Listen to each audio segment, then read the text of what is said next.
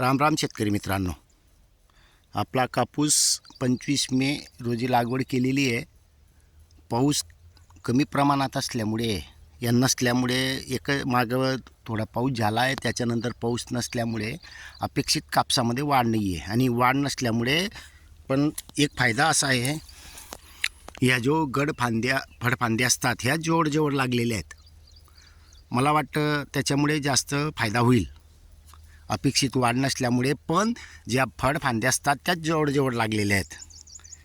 आता किती आहेत ते नंतर मोजू आपण, पण अगोदर आपला उद्देश व्हिडिओ बनवण्याचा एक आहे की जे आपण 4-5-6 दिवसापूर्वी गडफांदीच्या शेंडा कट केलेला होता. हे बघा, म्हणजे ह्या झाडाचे शेंडे कट केलेले आहेत. आणि ह्या प्रयोग आपण 4 ते 5 वर्षापासून करतो आहे. आपल्याला उत्पन्न याच्यामुळे थोडा फरक पडतो, कारण गडफांदीचे कधी तुम्ही शेंडा नाही कट केला तर हे बोंडे बारीक पडतात. त्यामुळे शेंडा कट केल्यानं हे वाढ होते याच्यात, आणि बोंड्यांची साईज बी वाढते, वजनात पण वाढ होते. आता बघा, आपण कट केलेलं आहे तर याची बोंडाची साईज बघा. आजच्या कंडिशनमध्ये अजून फुलात रूपांतर झालेलं नाही आहे, मेनमध्ये चालू आहे, इथं राहिलेलं आहे. आता होईलच त्या दिवशी, तोही आपण वारंवार आपण याची माहिती देणारच आहोत. तर याची साईज बघा. आणि आता याला 5 बोंडे फळफांद्या लागल्यात. 1 2 3 4 आणि 5 कट केलं. आता याचे बी तसं जे हे ट्रायल बेससाठी जे शेतकऱ्यांना अनुभव नसेल त्यांच्यासाठी आपण अगोदरच बनवून ठेवलेलं आहे, करून दाखवतो आहे की जेणेकरून त्यांना मागं पुढं लेट झाल्यावर हे प्रोसिजर होणार नाही. त्यामुळे आजचा व्हिडिओ कधी बघितला तर फायदा होईल. आता बघा, याच्यामध्ये आपण कट केलेलं नाही आहे, फक्त ते ट्रायल बेस केलेलं आहे. तर याचे जे बोंडाची साईज आहे ती कमी आहे. झाड बी बघा एकच सारखं आहे, असं नाही की झाड मोठे आणि वेगळा पद्धत दाखवतो आहे असं नाही. याची बी बघा.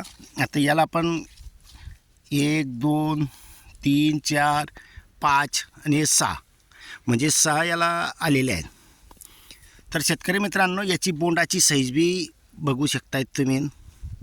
साईज कमी आहे आणि कमीच राहणार आहे ना, कारण याचा शेंडा कट नव्हता.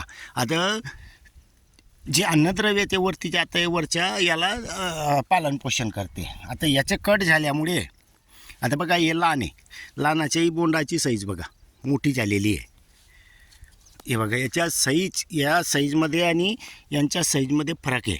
आणि पडणारे जे, कारण आता वरती जे जाणार आहे, आता ते कट केलं, आता वरती जाणारा जो वेस्टेड आहे समजा, तो खालतीच राहील.